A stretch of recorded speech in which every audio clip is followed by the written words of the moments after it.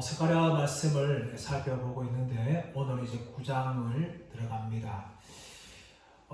스가랴의 내용은 1장부터 8장까지 그리고 9장부터 14장까지 나눌 수가 있습니다. 이렇게 크게 두 부분으로 나눌 수가 있는데 요즘 학자들은 1장에서 8장까지 스가랴와 9장부터 14장까지 스가랴를 서로 다른 저자가 기록한 것이다 라고 주장하는 학자들이 늘어나고 있습니다. 왜냐하면 이 두 부분이 스타일과 내용이 전혀 다르기 때문입니다.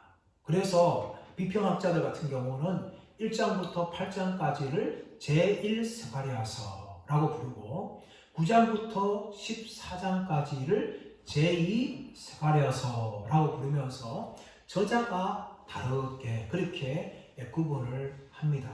하지만 이 스가랴서 1장부터 14장까지는 전체 하나의 저자가 기록한 것이라고 우리는 봐야 합니다.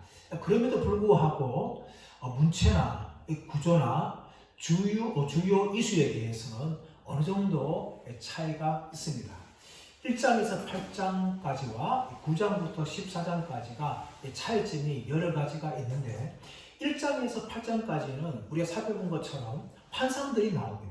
8가지 환상에 대해서 그 환상을 중심으로 하나님께서 말씀을 전하시는 내용이 나오지만 9장부터 14장까지는 전혀 환상이 등장하지 않는다는 겁니다. 또 1장에서 8장까지는 성전 건축에 대해서 주로 환상을 보여주시고 메시지를 전하지만 9장부터 14장까지는 이 성전 건축에 대한 언급이 하나도 나오지 않습니다. 그뿐만 아니라 1장부터 8장까지는 스룹바벨이나 여호수아 같은 중요 인물에 대해서 언급하지만 9장부터 14장까지는 전혀 내용이 나오지 않는다는 거죠. 또 1장부터 8장까지는 환상을 보여주면서 스가랴에게 말하는 천사, 해석 천사가 등장하지만 9장부터 14장에는 이 해석 천사조차도 전혀 등장하지 않습니다. 이렇게 1장부터 8장과 9장부터 14장까지는 차이점이 있는데 결정적인 차이가 무엇인가 하면 9장에서는 경고라는 히브리어 단어 마사라는 단어가 등장하지만 1장부터 8장까지는 이 단어가 한 번도 등장하지 않는다는 거예요. 1절 말씀 보시면 여호와의 말씀이 하다락 땅에 내림에 다메섹에 머물리니 사람들과 이스라엘 모든 지파의 눈이 여호와를 우러러보느니라. 우리가 가지고 있는 이 한글 성경에서는 경고란 단어 등장하지 않아요. 하지만 히브리 성경에서는 경고란 단어가 가장 먼저 등장합니다. 그래서 어떻게 해석할 수 있는가 하면 경고, 여호와의 말씀이 하드락 땅에 내리며 이렇게 번역이 가능합니다. 이처럼 하나님의 경고의 말씀이 이제 9장부터 주어지는 것이 가장 큰 차이를 이루고 있습니다. 9장부터 14장 말씀 보면 이제 열방에 대한 심판에 대해서 하나님이 언급을 하십니다. 왜 하나님이 열방을 심판하실까요? 그 이유는 무엇인가 하면 이스라엘 백성들을 회복하기 위함입니다. 이스라엘 백성들을 회복하기 위해서 하나님은 이스라엘 백성들을 괴롭히는 주위에 있는 열방들을 심판하시는 것이죠. 그것이 바로 하나님께서 열방을 심판하신 이유입니다. 그 이유는 바로 이스라엘 백성들의 회복이죠. 자, 그렇다면 왜 하나님이 열방을 심판하시면서 이스라엘 백성들을 회복하시는가? 그 이유는 무엇인가 하면 이스라엘 백성들이 바로 하나님이 온 땅의 주권자이며 그 하나님을 섬기기 위해서 하나님이 열방을 심판하시는 것입니다. 이런 내용들이요, 출애굽기 사건을 통해서 우리가 확인할 수 있는데 하나님이 이 출애굽을 하시면서 애굽에 있는 수많은 신들을 심판하십니다. 10가지 제한이 뭡니까? 그 신들에 대한 심판이에요. 말방도 신이고 개구리도 신이고 소도 신이고 다 신입니다. 그 신을 향하여서 하나님이 10가지 제한을 행하셨습니다. 그리고 모든 것을 다 굴복시키죠. 그 이유가 뭡니까? 애굽에 있는 모든 신들은 진짜 신이 아니라 오직 여호와 하나님이 참 하나님이며 온 열방의 주권자라는 것을 보여주기 위해서 하나님이 10가지 재앙을 그렇게 행하셨어요. 그런데 그 10가지 재앙을 행한 이유가 뭡니까? 이스라엘 백성들이 노예에서 자유함을 얻을 뿐만 아니라 가나안 땅에서 하나님을 섬기기 위하여 그렇게 하나님이 애굽에 있는 신들을 심판하시는 것입니다. 마찬가지예요. 스가랴서에서 왜 하나님이 열방을 심판하십니까? 그것은 바로 이스라엘 백성들을 회복하시고 이스라엘 백성들이 하나님을 온 땅의 주권자로서 섬기기 위해서 하나님이 그렇게 심판을 행하시는 것입니다. 오늘 말씀에서는 그 열방을 심판하시는 전사로서의 하나님의 모습을 우리에게 보여주고 있습니다. 1절 말씀 다시 보시면 경고 여호와의 말씀이 하드락 땅에 내리며 다메섹에 머물리니 사람들과 이스라엘 모든 지파의 눈이 여호와를 우러러봅니다. 2절 말씀 보시면 그 적판 하맛에도 임하겠고 라고 이야기합니다.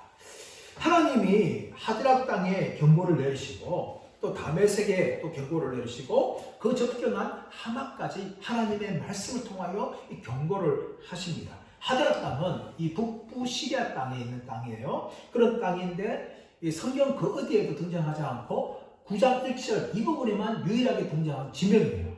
이 하드락 땅의 다음에 뭐가 나온다면 다메섹이 등장하죠. 이 다메섹은 아수르나 바빌론의 주요 도시였습니다.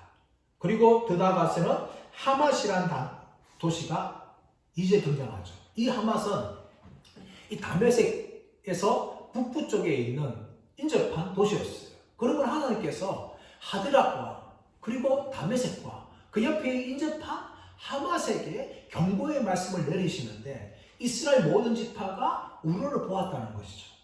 무엇을 우러러 보았을까요? 그 하나님의 말씀이 경고로 임하였는데 그 말씀이 어떻게 시행되는지를 온 지파들이 눈을 들어서 그것을 보았다는 거죠.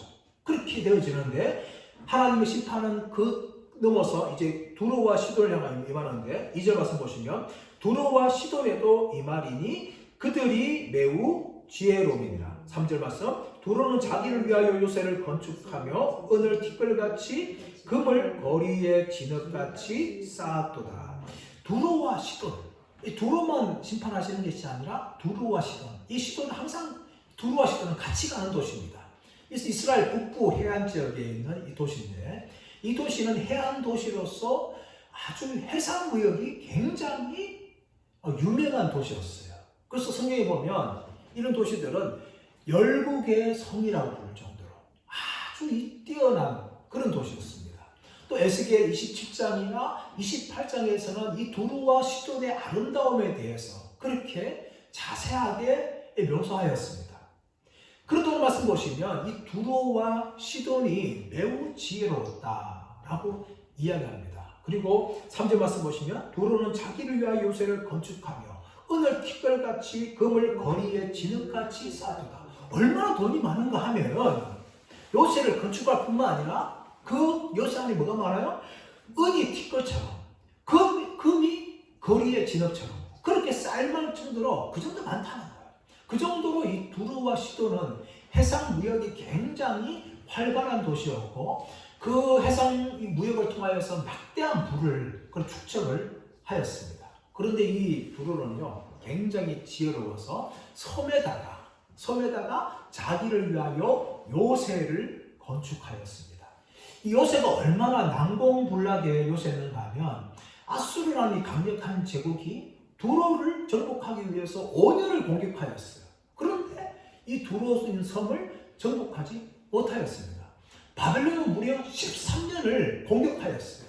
그런데 불구하고 이 두로 섬이 함락되지 않았어요. 난공불락의 요새였습니다. 그러자 급기야 페르시아는 아예 이 두로를 정복하지 못하니까 자치권을 부여했어요. 너들 마음대로 살아라. 그런데 이 두로의 운명이 마케도니아의 알렉산더 대왕이 등장함을 통하여서 이 두로가 멸망하게 되어집니다. 알렉산더 대왕은 내륙에 있는 두로를 먼저 정복합니다. 그리고 그 성을 무너뜨려 가지고 그 무너뜨린 돌을 가지고 두로 있는 성까지 뚝을 쌓아요. 그리고 그 뚝을 통하여서 군대가 진군해 가지고 이 두로 섬을 완전히 멸망시킵니다. 완전히 초토화시켜요. 그래서 이 두로가 멸망되는 거죠. 그 모습이 4절 말씀에 나오고 있어요. 주께서 그를 정복하시며 그의 권세를 바다에 쳐넣으시리니 그가 불에 삼켜질지라.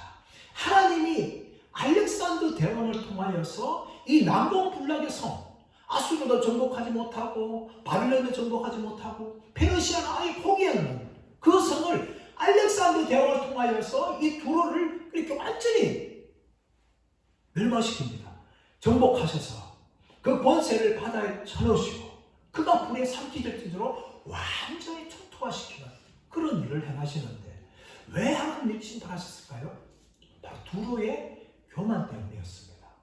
그가 매우 지혜롭고 자기를 위해서 난공불락의 성을 쌓고 해상무역을 통해서 온갖 금을 다 모았어요. 그러다 보니까 얼마나 교만했겠습니까? 우리는 난공불락의 성이다.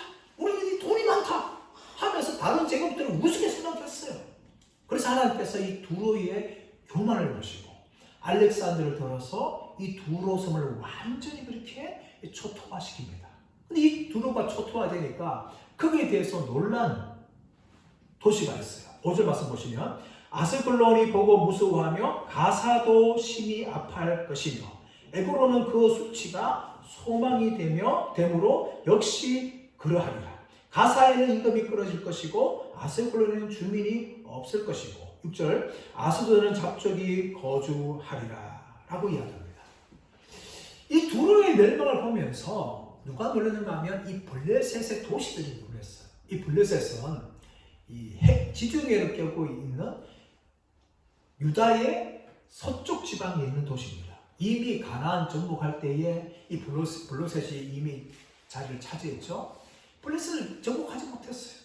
다윗이 되어서 이 블레셋을 정복하고 복속시켰는데 그 전까지만 하더라도 이 유다 백성들은 이스라엘 백성들은 이 블레셋의 공격에 의해서 굉장히 괴롭힘을 당하였습니다. 그 내용이 사사기에 나오고 있는데 그 정도로 블레셋은 유다 백성들에게 가시와 같은 존재였어요. 그뿐만 아니라 이 블레셋이 서쪽에 차지하고 있으니까 이스라엘 백성은 지중해를 전혀 가지 못하였고 이 산악지방 중앙지대만 겨우 명맥을 유지할 수밖에 없었습니다.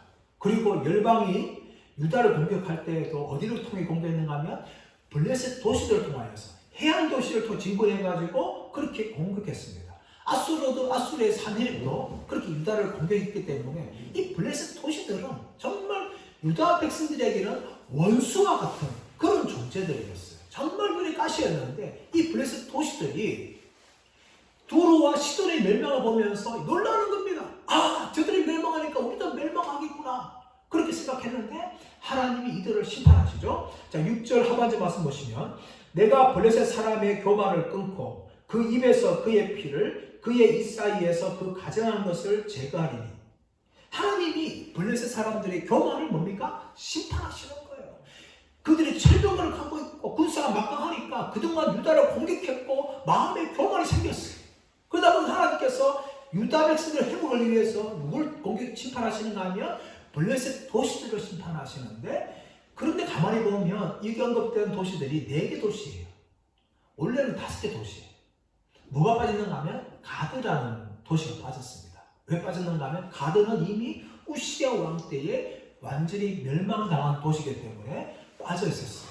나머지 이 도시들이 이렇게 언급되어지는 거지 않습니까? 하나님 그 언급되는 도시들을 향하여서 어떻게 심판하시는가 하면 6절 하반절 말씀 보시면 7절 하반절 말씀 나오죠? 그의 입에서 그의 피를 그의 입 사이에서 그 가증한 것을 제거한다. 그의 입에서 그의 피를 그의 입 사이에서 그 가증한 것을 제거한다. 이것은 블레셋 사람들이 이방민족으로서 부정하는 음식을 먹고 제물의 피를 마신 것 때문에 하나님이 그 죄에 대해서 그들의 교만과 대해서 그들의 우상 숭배에 대해서 하나님이 그렇게 심판하신다라고 이야기합니다. 그러나 하나님께서는 심판하심에도 불구하고 블레셋 땅을 향한 긍휼을 베푸시는데 7절 하반절 말씀 보시면 그들도 남아서 우리 하나님께로 돌아와서 유다의 한 지도자같이 되겠고 에그로는 여부스 사람같이 되리라 라고 이야기합니다. 그들도 남아서 하나님께 돌아온다는 거예요. 멸망은 당하였지만 하나님 다 멸망시키지 아니하시고 그들이 일부러 살려주시는 거예요. 그 살려주시가지고 그 남은 백성들이 하나님께 돌아와서 하나님 앞에서 뭡니까? 유다의 한 지도자가 되게 한다는 겁니다. 그것뿐만 아니라 에그로는 여부스 사람같이 된다는 거예요. 블레셋 도시 에그론. 이 에그론은 유다의 가장 접경 지역인데 접경 지역 그 도시가 멸망받지만 유다의 한 땅으로 들어온다는 겁니다. 다시 말하면 이스라엘 백성처럼 된다는 거예요. 그 증거가 뭔가 하면 여부스 사람들입니다. 여부스가 어떤 곳입니까? 여부스는 원래 예루살렘입니다. 예루살렘 옛 이름이 여부스예요. 이 여부스인데 다윗 때에 다윗이 정복함을 통하여서 그 여부스를 시온이라고 부릅니다. 시온이라고 부르고 이스라엘 유다의 수도로 삼지 않습니까? 그래서 여부스 사람들이 이스라엘 유다 민족이 된 거예요. 그렇게 된 것처럼 하나님께서 이 블레셋 사람들 중에서 에그론을 유다 백성처럼 그렇게 만들어 주시겠다. 하나님의 백성으로 만들어 주시겠다. 그렇게 하나님이 이 블레셋 사람들을 멸망시키지만 그들을 향하여 하나님의 긍휼을 베푸시는 것을 보여주고 있습니다. 이어지는 이제 9절, 10절 말씀에서는 이제 시온의 왕이 임하시는 내용을 보여주고 있습니다. 우리 9절 말씀 볼까요? 시온에 따라 크게 기뻐할지어다. 예루살렘에 따라 즐거이 부를지어다. 보라, 내 왕이 내게 임하시나니 그는 공의로우시며 구원을 베푸시며 겸손하여서 나귀를 타시나니 나귀의 작은 것 곧 나귀 새끼니라. 아멘. 시온의 딸, 이 딸이라는 것은 백성을 말합니다. 예루살렘 백성들아 하나님 부르시는 거예요. 예루살렘 백성들아 부르시면서 크게 기뻐할지어다. 예루살렘의 딸아 크게 즐거이 부를지어다. 그렇게 하나님이 말씀하시는데 그 이유가 무엇인가 하면 보라, 내 왕이 내게 임하시나니 라고 이야기합니다. 내 왕이 내게 임하시나니. 이 내 왕이 누굴까? 학자들은 크게 두 가지 이야기합니다. 여호와 하나님이시다. 그렇게 학자들은 이야기하고 있고 또 우리 학자는 여호와 하나님이 아니라 메시아적인 왕이다 라는 것을 이야기합니다. 둘 다 해석이 맞을 수 있지만 오늘 본문을 봤을 때에 두 번째 메시아적 왕이 더 가까울 수 있습니다. 왜냐하면 이미 스가랴서 3장 8절이나 6장 12절에서 싹이라는 이름을 가진 자에 대해서 언급을 하였어요. 예를 들어 스룹바벨을 볼 수 있고 미리 오신 메시아 왕을 이야기하고 있는데 그 싹이 바로 이 왕인 거예요. 에스겔도 북이스라엘과 남유다가 통합하여서 세워질 새로운 왕에 대해서 이야기하고 있고 예레미야도 다윗의 후손으로 올 미래의 왕에 대해서 가지라는 표현을 사용하면서 이 부분을 이야기합니다. 그러므로 스가랴도 이 앞에서 이미 싹이라는 걸 언급했듯이 메시아적인 왕을 이야기하고 있어요. 이 메시아적인 왕이 오시는데 어떻게 오시는가 하면 후반절 말씀 보시면 그는 공의로우시며 구원을 베푸시며 겸손하여서 나귀를 타시나니 나귀의 작은 것 곧 나귀 새끼를 탄다라고 이야기합니다. 메시아적 왕이 예루살렘에 임하시는데 그 왕은 어떤 왕인가 하면 공의로운 왕이라는 거예요. 이 공의는 하나님의 성품 중에 한 부분입니다. 하나님은 공의로우신 분이기 때문에 이스라엘 백성들 가운데 공의가 이루어지기 원합니다. 하지만 이스라엘 백성들 가운데 공의가 사라지지 않습니까? 가진 사람들은 약한 사람들을 억압하고 사기치고 폭력을 해주는 그런 일을 했기 때문에 심판받은 거예요. 하나님께서 이제 오실 그 왕은 어떤 왕입니까? 하나님의 성품을 가지고 공의를 행하시는 왕이라 라고 이야기합니다. 그리고 구원을 베푸신다. 구원을 베푸신다. 이 구원을 베푸신다는 단어는 마치 왕이 스스로 구원을 하는 것처럼 보이는데 이 구원을 하다라는 이 단어가 야사라는 단어입니다. 야사라는 단어인데 여기에서는 어떻게 사용되는가 하면 노샤라고 수동용으로 사용되었어요. 히브리어 니팔령인데 수동으로 사용됨을 통하여서 이 메시아적 왕이 스스로 이스라엘 백성들을 구원하는 것이 아니라 하나님을 의지하여서 하나님의 능력으로 이스라엘 백성들을 구원하는 것을 이야기합니다. 더 나아가서 이 메시아적 왕은 스스로 자기가 고난받지만 그 고난을 통하여서 이스라엘 백성들을 구원하는 이런 수동적인 것을 이야기해요. 그러니까 구원을 하는 것이 아니라 구원을 베푸는 것이 아니라 구원을 받는 것이 오히려 더 정확한 표현입니다.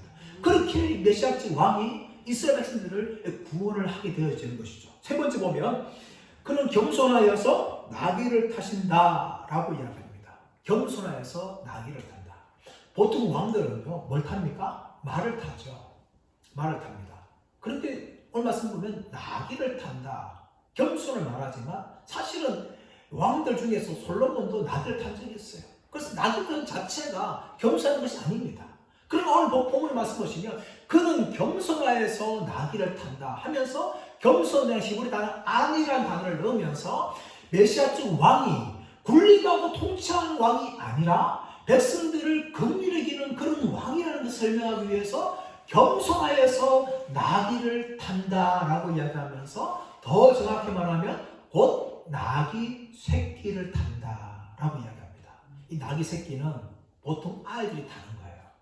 나귀 어른 나귀 같은 경우는 장성한 여자들이 탈 수 있지만 나귀 새끼들은 어른들이 못 타는 거예요. 작으니까. 그래서 아이들이 탈 만큼 보잘것없는 나약한 짐승이 나귀 새끼인데 그 나귀 새끼를 누가 타는가 하면 이 메시아적 왕이 타는 겁니다. 종종 열방 왕들도 이 승리하는 후에 성에 입성할 때 보통 다 말을 타고 입성합니다. 자신의 위엄과 자신의 능력을 보여주기 위해서 백마를 타면서 군사도 이끌고 막 하늘 속에서 그렇게 입성하는데 그러나 이 때로는 열방 왕들은 이 자신의 능력을 감추기 위해서 또 평화를 선포하기 위해서 종종 나귀 새끼를 탔습니다. 마찬가지로 메시아적 왕도 자신의 권력과 자신의 힘을 과시하는 것이 아니라 이렇게 자신의 평화의 왕을 옹도를 위하기 위해서 나귀 새끼를 타고 입성한다 라는 것을 오늘 스가랴서는 말하고 있는데 근데 이 본문이 어디에서 임하게 되어지는가 하면 바로 복음서에서 예수님께서 예루살렘에 입성할 때에 이 본문이 그대로 다 재현되어집니다. 예수님께서 입성할 때에 대장이나 바리새인들이나 서기관들을 위해서 예루살렘에 입성한 것이 아니에요. 연약하고 비참했던 그 백성들을 향하여서 입성하면서 그들이 환을 받지 않습니까? 호산나 다윗의 자손이여 다윗의 이름 오시는 이여 주의 이름 오시는 이여 하면서 호산나 그들은 찬양을 했는데 예수님께서 오신 이유는 뭐냐면 다윗 같은 능력을 가져서 로마로부터 백성들을 배방하기 위함이 아니라 죄에 빠진 이스라엘 백성들을 자기 백성들을 구원하기 위하여서 말이 아닌 나귀 새끼를 타고 예루살렘에 입성하였습니다. 그리고 예수님께서는 그것처럼 동일하게 십자가의 죽으심을 통하여 자기 백성을 구원하시는 그 일을 행하였습니다. 예수님은 이사야 53장에서 말했던 것처럼 능력의 왕이 아니라 정말 사람들 보기에는 보잘도 없고 아무것도 아닌 것처럼 그러나 예수님이 오신 이유는 뭔가 하면 십자가의 죽으심을 통하여 자기 백성을 구원하는 일을 하기 위해서 말이 아니라 나귀 새끼로 타고 왔다고 이 스가랴 9장 9절 말씀을 복음서들은 예수님이 예루살렘 입성을 기록하면서 그렇게 기록을 한 겁니다. 이렇게 예수님께서 예루살렘 입성했는데 어떤 일을 행하시는지 10절 말씀 보십시오. 내가 에브라임 병거와 예루살렘 말을 끊겠고 전쟁하는 활도 끊으리니 그가 이방 사람에게 화평을 전할 것이요 그의 통치는 바다에서 바다까지 이르고 유브라다 강에서 땅끝까지 이르리라. 아멘. 내가 에브라임의 병거와 예루살렘의 말을 끊겠고 에브라임은 북이스라엘을 대표하는 지파입니다. 그리고 예루살렘은 남유다를 말하는 거예요. 에브라임의 병거와 예루살렘의 말을 끊겠다는 것은 이제 북이스라엘과 남유다가 화평케 된다. 평을 한다는 거예요. 이스라엘 보게 되어지면 솔로몬 이후에 르호보암 때에 북이스라엘과 남유다로 갈라지게 되는데 그 후로 계속해서 북이스라엘과 남유다는 싸웁니다. 서로 전쟁을 해요. 서로 전쟁은 비슷하게 전쟁을 같은 민족끼리 전쟁합니다. 근데 오늘 말씀 보시면 이 메시아적 왕이 올 때에 더 이상 이제 북이스라엘과 남유다가 서로 싸우고 전쟁하는 것이 아니라 평화를 만들어주겠다. 그래서 그 평화의 통치가 유브라단 강에서 또 땅끝까지 이르고 또 바다에서 바다까지 이르는 그런 평화의 통치가 메시아적 왕이 오실 때에 이루어진다는 것을 말하고 있는 겁니다. 이 일이 궁극적으로 언제 이루어질까요? 바로 예수님의 재림 때에. 지금도 끊임없이 하나님 나라를 향하여 대적하는 마귀의 나라가 공격하고 있어요. 그런 이 모든 피터지된 영적 전쟁이 언제 끝나는가 하면 예수님의 재림이 오면 예수님 메시아 왕으로 최종적으로 임할 때에 모든 원수들이 예수님의 말을 물 앞에 꿇고 예수님은 평화로 온 세상을 통치한 일이 온다는 겁니다. 그것이 바로 요한계시록에서 말씀하고 있는 거예요. 그것을 지금 스가랴에서 미리 보여주고 있는 겁니다. 이런 일이 있고 난 후에 온 세상이 예수님의 통치를 받게 되는 거죠. 더 나아가서 하나님께서는 이스라엘 백성을 통하여서 열국을 심판하신 내용을 보여주고 있는데 11절 말씀 보시면 또 너로 말할진대 내 언약의 피로 말미암아 내가 내 갇힌 자들을 물 없는 구덩이에서 놓았나니 라고 말합니다.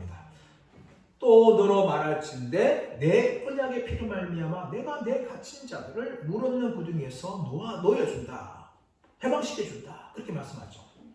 내 언약의 피, 이것은 하나님께서 피를 통하여서 언약을 체결하시는 내용이 나옵니다. 이 내용이 어디에 나온가 하면 출애굽기 말씀이 나오죠. 이 하나님과의 언약 체결이 출애굽기 19장부터 등장합니다. 19장 등장해서 20장에서 23장 30 말씀까지 십계명과 언약 법전을 주고 24장에 와서는 언약 체결 의식이 이어집니다. 번제와 화목제에 피를 가지고 와서 그 절반을 하나님 앞에 제단에 쏟습니다. 그리고 또 그 절반을 가져와서 여러 그릇에 나눠가지고 백성들에게 뿌립니다. 그래서 이 언약의 피를 통하여서 체직을 하게 되어지는데 출애굽기 24장 8절 말씀 보시면 모세가 언약의 피를 가지고 백성들에게 뿌리면서 여호와께서 이 모든 말씀에 대하여 이 언약의 피로 말미암아 너희와 언약을 체결한다. 그렇게 말씀합니다. 다시 말하면 언약의 피는 하나님과 이스라엘 백성들이 언약을 맺었다는 증거입니다. 그것을 지금 스가랴가 말하고 있는데 이 언약의 피를 말함을 통하여서 하나님께서 너희와 언약을 맺은 그런 하나님이라는 것을 이스라엘들이 보여주는 거예요. 그래서 그 피로 너희를 구원한다 라고 이야기를 하는데 어디서 구원하는가 하면 물 없는 구덩이에서 구원한다는 거예요. 이 구덩이는 물을 보관하는 곳이에요. 지금도 이 유다 남쪽 광야에 가면 구덩이가 굉장히 많이 파놨습니다. 왜냐하면 물이 와디 때 물이 오면은 그것에 물을 저장하는 거예요. 그 물이 있음을 통하여서 그것에서 사람도 물 먹고 또 동물들도 물 먹고 1년을 버티는 거예요. 그런데 물 없는 구덩이는 그 빠지게 되어지면 사람이 나오지 못합니다. 물이 없어서 그 물도 못 먹죠. 뜨거운 햇빛에 의해서 내지죠. 스스로 힘있고 높은 구덩이 빠져나갈 힘이 없죠. 그러다 보면 그 갇히기만 하면 죽게 되는 거예요. 그래서 하나님께서 어떻게 한다면 언약의 피로 말미암아 구덩이와 같은 내가 너희들을 구원해 주겠다. 그렇게 하나님이 약속하시는 거예요. 그리고 12절 말씀 보시면 나한테 돌아오라 말하고 있는 거죠. 12절 말씀 보시면 갇혀있으나 소망을 품은 자들아 너희는 요새로 돌아올지니라. 내가 오늘도 너희 이러느라 내가 내게 갑절이나 갚을 것이라. 어디로 돌아오는가 하면 요새로 돌아올지라. 요새로 돌아올지라. 이 요새라는 단어가요 빗자온이라는 식으로 말합니다. 빗자온. 근데 이 빗자온과 비슷한 발음이 뭔가 하면 시온인데 시온은 찌온 이런 발음이에요. 그러니까 빗자온이나 찌온이나 이 발음과 단어가 굉장히 비슷한 거예요. 그러니까 어드플레이 하는 겁니다. 요새로 돌아온다는 말은 무슨 말인가 하면 시온으로 돌아온다. 시온은 곧 하나님께 돌아오는 거예요. 너희가 지금 포로되어 있지만 너희는 이제 그곳에서 해방되어서 나한테로 돌아오라. 내가 너희들을 2배로 갚아주겠다 하면서 회복을 어떻게 시켜주는지를 하나님이 보여주시는데 이 회복된 백성을 통하여 하나님께 일하시는 것을 13절 말씀 보여줍니다. 내가 유다를 당긴 활로 삼고 에브라임을 끼운 화살로 삼았으니 시온아 내가 내 자식들을 일으켜 헬라 자식들을 시게 하며 너를 용사의 칼과 같게 하리라. 유다를 당긴 활로 에브라임을 끼운 화살로 삼아서 뭡니까? 헬라 자식들 침탈한 거예요. 지금까지는 유다 백성들 또 북이스라엘 백성들이 다 열방에 당했습니다. 하지만 하나님께서는 유다를 당긴 화살로 삼고 에브라임을 끼운 화살을 삼아서 헬라 자식들을 친다는 거예요. 이 헬라 자식들을 향해 1차적으로는 알렉산더 대왕을 말하고 있는데 그렇게 성경에 가만히 보시면 알렉산더 대왕 등장 이전에 이미 헬라라는 말이 구약 성경에 나와요. 그러므로 이 헬라라는 것은 이 알렉산더 대왕을 말하는 것이 아니라 먼 나라를 다 해당하는 겁니다. 하나님께서 유다를 통하여서 에브라임을 통하여서 그동안 이 이스라엘 백성을 괴롭혔던 그 열방들을 하나님이 심판하시겠다는 겁니다. 그 심판하심을 통하여서 어떻게 심판하시는가 하면 14절 말씀 보시면 여호와께서 그들에게 나타나서 그들의 화살을 번개같이 쏘아내실 것이며 주 여호와께서 나팔을 불게 하시며 남방 효율이 바람을 타고 가실 것이라 라고 이야기합니다. 하나님이 이스라엘 백성들을 통해 싸우시는데 그들을 유다 백성들의 화살을 가지고 번개같이 쏘신다는 거예요. 구약성경에 보시면 하나님이 다른 민족과 전쟁할 때에 하나님 마치 궁수, 화살을 쏘는 궁수처럼 묘사한다는 굉장히 많이 나옵니다. 신명기 32장과 또 하박국 3장과 또 시편 18편 말씀 보시면 하나님은 화살을 쏘시는 분으로 그렇게 이야기합니다. 고대 당시에 화살이 오늘날 총과 같은 대포와 같은 것들이 그래서 그 화살을 통하여서 이스라엘 백성을 괴롭히는 민족들 향하여 하나님이 공격하시는 모습을 보여주고 또 오늘 말씀 보니까 회오리 바람을 타고 간다고 이야기합니다. 이 회오리 바람 마치 병거와 같다는 거예요. 병거를 타고 지금 하나님이 적군을 향해서 진군하시는 모습을 보여주고 있는 겁니다. 15절 말씀에서는 그들을 호위하리니 하나님께서 이스라엘 백성들을 보호해 주심을 통하여 어떻게 됩니까? 그들이 원수를 삼키며 물맷돌을 밟을 것이며 그들이 피를 마시고 즐거이 부르기를 술 취한 것 같이 할 것인즉 피가 가득한 동이와도 같고 피 묻은 제단 모퉁이와도 같을 것이다 라고 이야기합니다. 그만큼 큰 승리를 거두는 것이죠. 하나님이 유다 백성을 통하여서 원수를 삼키게 하시고 물맷돌은 뭡니까? 전쟁 무기예요. 전쟁 무기. 전쟁 무기를 발로 밟는다는 겁니다. 그래서 완전히 전리품을 얻는다는 것이죠. 또 그들이 피를 마셨다는 것은 이게 비유적인 표현인데 큰 승리를 거둔다는 겁니다. 얼마나 많은 열방 군사들을 죽임을 통하여서 피가 얼마나 많아지는가 하면 피가 가득한 동이와도 같고 큰 동이에 피를 가득 채워나가는 거예요. 또 피 묻은 제단에 모퉁이와 피를 많이 묻히는 그 제단의 모퉁이처럼 그렇게 피를 많이 흘린다는 것은 무슨 말입니까? 유다 백성들과 이 북이스라엘 에브라임 지파가 큰 승리를 거두겠다는 것입니다. 어떻게 가능한 겁니까? 하나님이 유다 백성을 친히 호위하시고 그들이 싸울 때에 함께 싸우시는 것이죠. 화살을 쏘아대고 병거를 타고 진군하시니까 지금 모든 열방들이 이 유다와 에브라임 지파 앞에서 철저하게 멸망하는 겁니다. 그 결과 어떻게 됩니까? 16절 말씀 보시면 이날에 그들의 하나님 여호와께서 그들을 자기 백성의 양떼같이 구원하시니 그들이 왕관의 보석같이 여호와의 땅에 빛나리로다. 하나님이 자기 백성을 양떼같이 보호하시는 거예요. 그 구원하시는 거예요. 그래서 결과 뭡니까? 왕관의 보석같이 여호와의 땅에 빛나리로다. 이 빛나리로다 라는 관주의 밑에 보시면 들리리로다 라고 표현되어 있습니다. 왕관은 뭡니까? 든다는 거예요. 마치 월드컵 때 치열하게 막 이 월드컵 때 경기를 하지 않습니까? 그런데 막 이 결승전에서 우승하게 되어지면 피파 트로피를 그 팀 주장이 높이 들지 않습니까? 그때 온 그 우승한 국가들이 환호하지 않습니까? 마치 그 모습처럼 유다 백성들이 전쟁에 승리하여서 왕관을 높이 들 때에 이게 유다 백성들이 환호하는 모습을 보여주는 거예요. 그뿐만 아니라 17절 말씀 보시면 그의 형통함과 그의 아름다움이 찌꺼리 큰지 곡식은 청년을 세포주는 처녀를 강건하게 하리라. 그동안 핍박받을 때는 곡식이 어디 있습니까? 다 뺏기는 거 아닙니까? 그런데 그 곡식이 세포주는 처녀를 강건하는 만큼 다시금 이런 풍요함을 회복하게 된다는 것을 성화의 말씀을 통하여 보여주는 겁니다. 여러분 이 결론이 나중에 우리도 경험하는 결론이에요. 이 땅에서 우리는 영적 전쟁을 하면서 살아갑니다. 마귀는 끊임없이 하나님의 백성들과 교회를 공격합니다. 그러나 이 영적 전쟁의 최종 승리는 이미 요한계시록에 기록되어져 있어요. 마귀와 그 세력들은 영원한 불못에 던져지고 하나님의 백성들은 예수님의 어린 양 혼인잔치에 참석하여서 이 새하늘과 새 땅에 들어가게 되어지고 그 안에 있는 풍요로움을 경험하는 그 결론이 이미 요한계시록에 기록되어 있어요. 그러므로 믿음의 성도들은 이미 승리한 전쟁을 싸우는 겁니다. 제가 프로그램을 참 좋아해요. 그런데 제 집에 TV도 없고 또 인터넷 통해서 인터넷 통해서 볼 수도 없기 때문에 끝난 결과를 보게 되어집니다. 그런데 한번 유튜브에 보면 그 스포츠 끝난 경기의 결과에 담아놓은 이 동영상, 짧게 요약한 동영상을 3분짜리, 10분짜리 보여주게 되어지는데 저는 제가 응원한 팀이 이미 이긴 것을 알고 그것을 볼 때에 조금 더 긴장하지 않아요.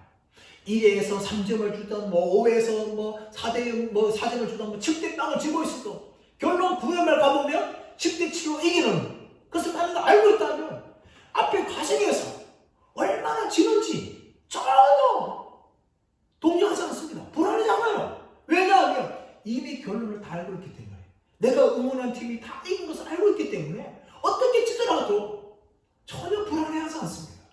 마치 이와 같아요. 성경은 이미 하나님의 백성들이 영적 전쟁에서 승리한다는 것을 요한계시록 보여줍니다.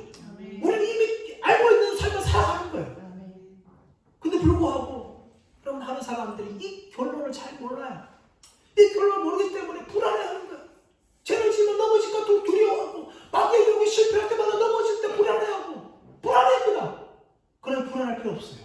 왜 그런가 하면 이미 예수님께서 완전히 승리하여서 마귀와 그 무리들을 다 영원한 지옥에 던지시는 결론을 알고 있기 때문에 우리는 승리한 전쟁을 우리가 이미 알고 살아가는 것입니다.